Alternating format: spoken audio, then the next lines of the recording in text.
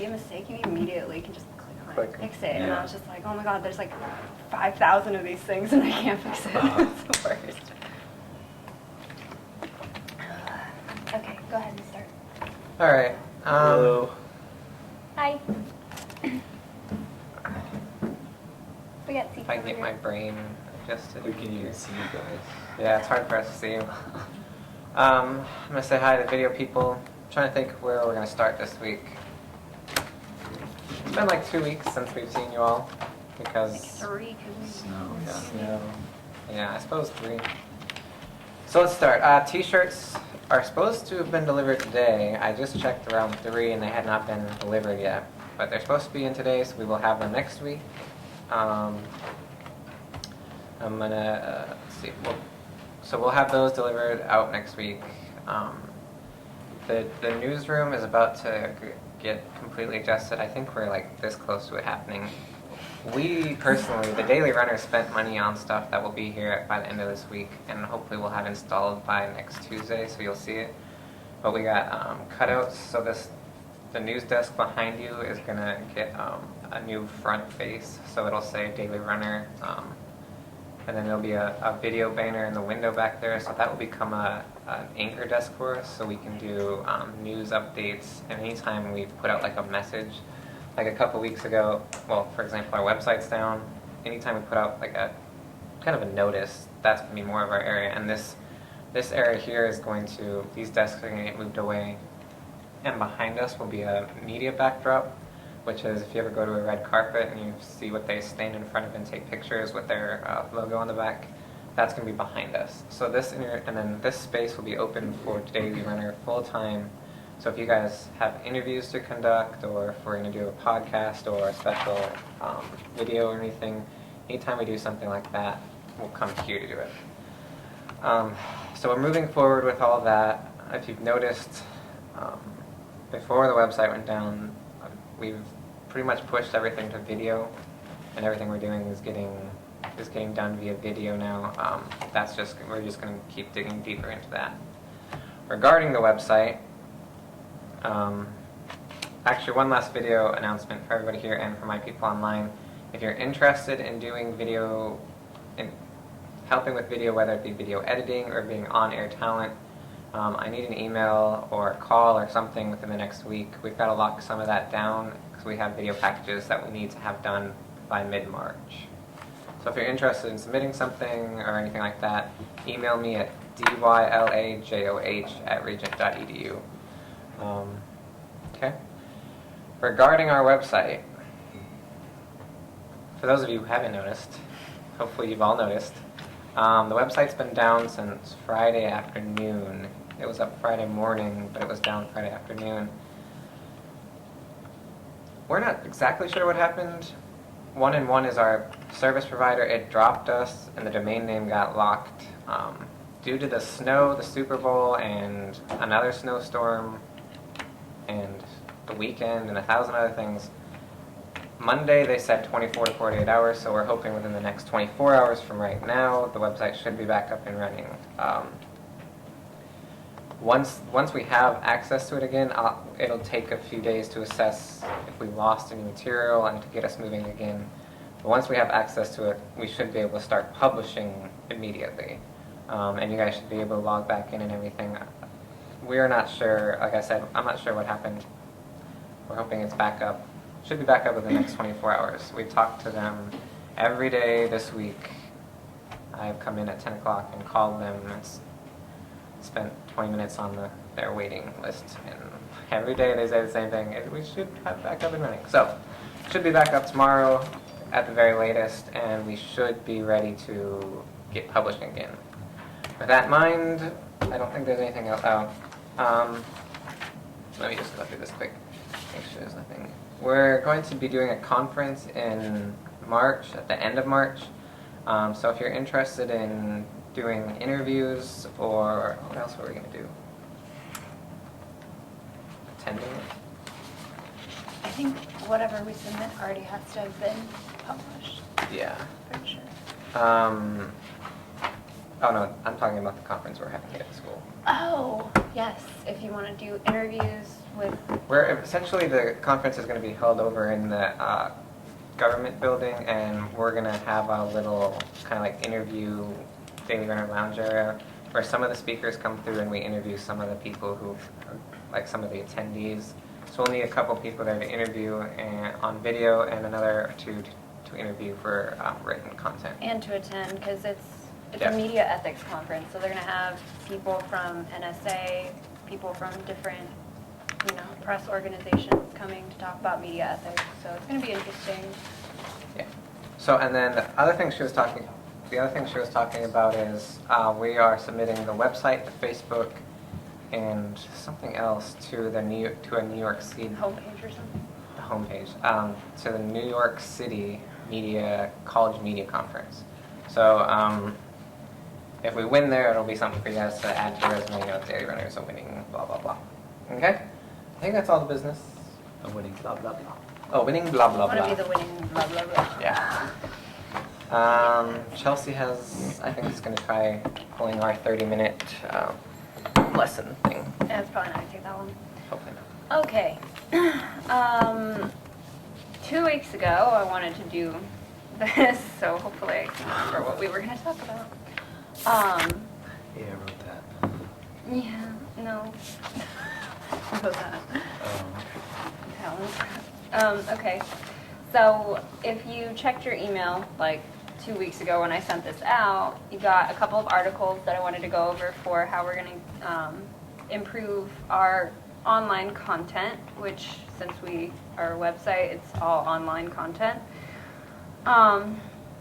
The first one I'm going to go over is called How to Write a Great Online Article. This is 6 tips from an editor. And the first thing is something I've been saying, forever, that we're writing content for the web, which is hugely different than writing for print. It's different than writing for academic purposes. It's just different. So, let's see.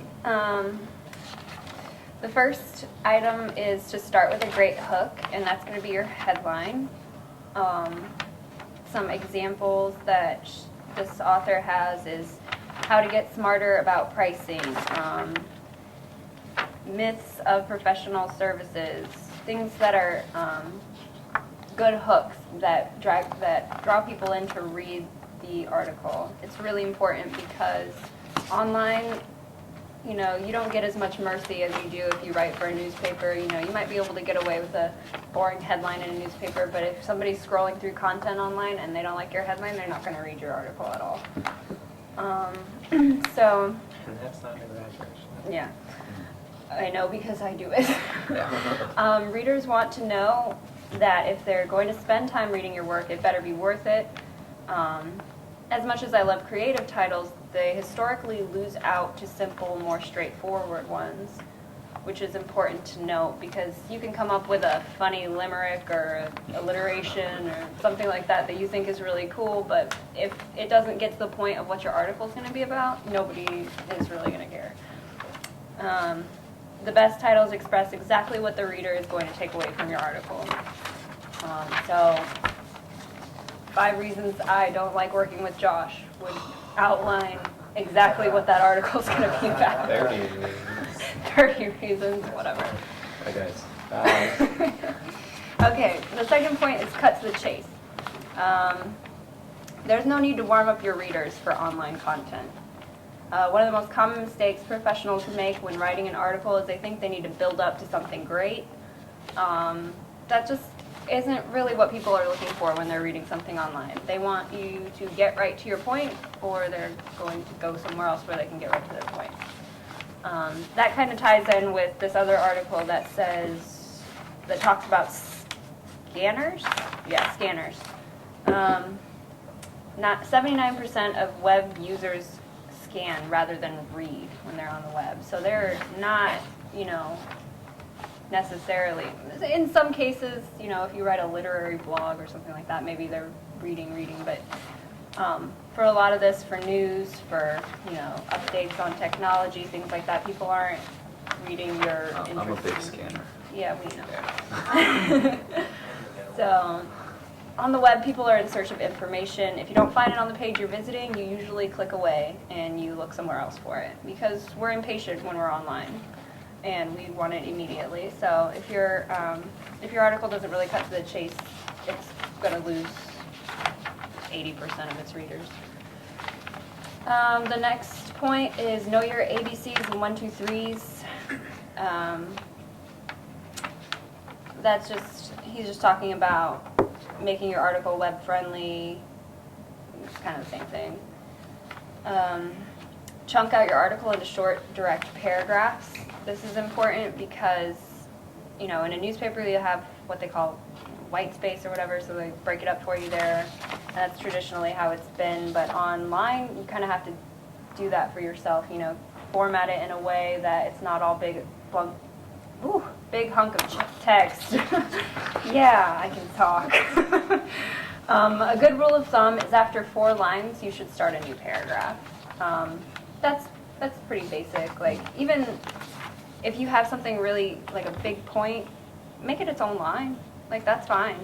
On the internet, that's okay. You can always, you know, italicize it or indent it so it becomes its own design piece within the article. Yeah, because just the way that people scan when they read headlines, they scan when they look at your actual article too. So if they, you know, if there's stuff that sticks out, like a block quote or, you know, a big bolded, not necessarily big, but a bolded one sentence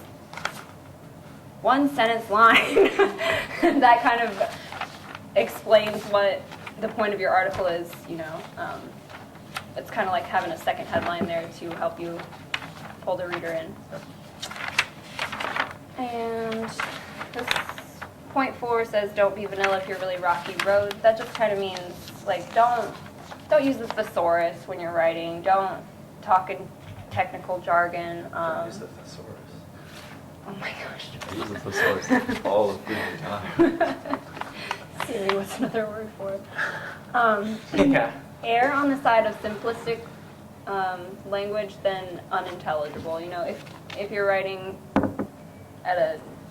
honestly, write at like an 8th grade reading level, is it? I think Something the like average that? reading level is 6th grade. Yeah, so, I mean, don't. Wow, it's gone down. It's really sad. Used Whatever it is, you know, you don't need to be writing in Well, that's a good fancy point. words. You don't want your story to be inaccessible to majority of your readers. So if you're writing about something that the average person can't understand, right off the bat, you've done yourself a disservice. So it's not saying that your readership is dumb, but it's about grabbing as large a readership as possible. Yeah, So you keep exactly. it at an average level to maintain our wide readership. And you can still talk about stuff that's, you know, highly intelligent and technical and stuff like that, but you don't have to, you know, use the language that makes it confusing to the average person. Like to me. 5 is once upon a time. People like stories. Articles with examples get the point across more effectively than those without them. Stories and examples engage the reader by putting the topic at hand in context and allowing them to see the takeaways. That's pretty basic for any kind of writing, but definitely applies in this case. And then the last point says save the selling for sales. You guys don't have to worry about that because you're not selling anything, I don't think. Okay. Okay, and then this other one, I already talked about the scanners. I talked about making it snappy. Embrace the line break. We talked about that. 3 or 4 sentences at most. This is another one. Break up your content with compelling subheads, which we're not really doing very much of, but we could start doing that. A strong headline is vital to getting readers to come check you out in the first place, but solid subheads keep the reader engaged, acting as mini headlines to keep them moving through the rest of the content. Make subheadings intriguing but informative too. Web readers have well-honed BS meters, so don't exaggerate or you'll lose credibility. Compelling is not the same as hypey. So I think what they're saying there is once you get them in with a good headline, maybe make sure that, you know, the first sentence or two going into the article is compelling. Otherwise, you know, don't just start off with the list. If you're making a list, don't just start off with bullet point 1, you know. Yeah. Say something interesting, say something surprising, a quote. The third one is use bulleted lists. We definitely talked about this before. Bulleted or numbered lists. People love to read lists. You know, if your article says, 4 ways to do something, it's probably going to get read before the article that just says, here's how you do something. They're Like also, steps. yeah, that's true. People do like steps that they can break down, that they can look at and say, oh, And 1 I is mean- this, 5 is this. BuzzFeed, that's just like all it is. It's just Exactly. like list after list after list, and people love it, Yeah. Hold on. They're How many of easily you in here know what scannable, too. BuzzFeed is, just for the record? All right, keep going. Just checking. They look different from the rest of your text, so they provide another visual break. We're talking about those. And they're scannable, once again. Another thing that we haven't talked about, and we probably should, is captions. This one says, studies have shown that image captions are consistently some of the most read copy on a page, which is kind of weird, but, if you think about it, Really, I don't read captions. well, that's what it says. The reason it's some of the most read information is because if you pull up a lot of these articles on anything other than a computer, Right. like an iPad and a phone or a tablet, what you get in a lot of these settings is the image is really large and the caption is laid over the image. So to make these mobile apps appealing, they put the image really large and the caption follows the image. So your text might not be for a flip or two or for a slide or two until it's at the bottom. So make sure you have a caption on the image. That's a good point. Yeah, definitely. And I don't know if there's a way that we can get it to where our featured image have captions. I asked about that before, but I think that would be a good place to start, because all the articles have a featured image, but they don't have captions. And then if you have, if you did interviews and you have a photo of the person that you interviewed, write something interesting about that person as the caption, just in case that's something that people are reading. And then 5 is add highly relevant links. We've definitely talked about links before. That's super important. It's gotten better. It has gotten a lot better. External links demonstrate that you've researched the topic. Definitely important. You don't want people to read your article and think, oh, well, they're just making all this up. Where'd you get your information from? It's really important. And then internal links is also a good idea. If you wrote an article before on, I don't know, smartphone usage, and then something weird happened in the smartphone world and you wanted to link back to an article that you wrote before, that could give you more page views for an article that you wrote a month ago. So you can find ways to incorporate that. And it's important to do that because, does anybody know why? Popularity. At some of these new web companies, journalism companies, your performance isn't just based on the number of stories you're putting out, but the popularity of your stories. And that's average, not just you publish a story, how many views does it get in a week. Every time they do a performance review on you, they take all of your stories and look at how many views you have total. So if you can go back and add stories to previous posts, you're increasing your worth going forward.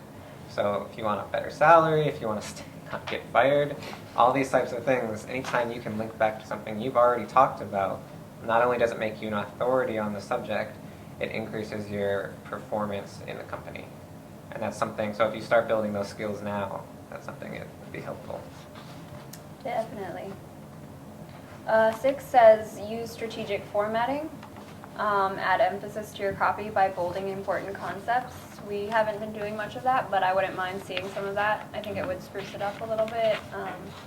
It's a good idea for you to get used to doing if you're going to write web content. You're going to see that. Reader will be able to scan through and pick out most important information at a glance. And I don't mean to bold tons of stuff. Like, I'm talking about 1 or 2 times in an article. Maybe if you have a really good sentence that's, kind of sums up the article really well, and the reader looks at it, sees the headline, sees those 2 sentences, and is like, oh, this is a story I want to read. That's a good idea. It does say that. It says, don't highlight everything. Instead, emphasize the key points so the scanner can quickly point them out. 7 is harness the power of numbers. Think those numbered posts are tired. Think again. Numbers are incredibly effective way to capture attention and keep the reader oriented. Yeah. You can make a post more compelling just by numbering your main points. I said that plenty of times. And the last one is check your dual readership path. Once you've used subheads, numbers, bulleted lists, and other formatting to highlight the key elements of your post, read through it again, looking only at the text that you've called special attention to. Do you get the gist of the article by doing that? Have you pulled out the most interesting and relevant words, the words that pull your scanner in and turn her into a reader? Yeah, that's it. Okay, so I think if we can kind of start to look at some of those things, that'll help us, you know, get more of our articles actually read, not scanned through. It'll also improve our SEO because the more that you can, you know, use keywords, things like that, the more that we're going to pop up on like a Google search, you know. Yep. We're already doing pretty well with that, so I think if we can, Yeah, we pop Up up our game first one. usually. it's pretty cool. It's a lot of work. Yeah, so out of all of that, I'd say to try first would be captions, the block quotes, the breaking up your articles with the line breaks, the white space, the bold for your 1 or 2 main points, the lists. Just generally Anything else making sure your important? article doesn't look terrible. Yeah, and then that last point I think was really important. Look at your article before you know, press save or whatever, submit it. And if you look through it, all those things that you pulled out to the front, does it make sense? Does it seem like something that I would want to read, that he would want to read, anybody would want to read? Mhm. And then go from there. Yeah. So you guys like feature writing over hard news writing is what I'm hearing. Yeah, We we are don't a do hard news. community magazine. We are not a breaking news paper. Now, go look at People magazine or go look at Food Network, and if something in that industry occurs, that doesn't mean they turn a blind eye to it. So if a story like Jason Peaks becoming director of campus ministries breaks on campus, we're going to cover it, feature it, and report on it. But we are not going to go report on Every single play, you know, every single event. every single play. We're not PR for the university. We're not going to go cover the crime beat. You know, if like a purse goes missing in the library, we're not going to go over there with our press pass hanging, and buzz the cops. That's not what that's not our focus. Yeah. Makes sense. Definitely feature. Yeah, feature. It just whenever you think, oh, is this something we would publish? It's a community magazine.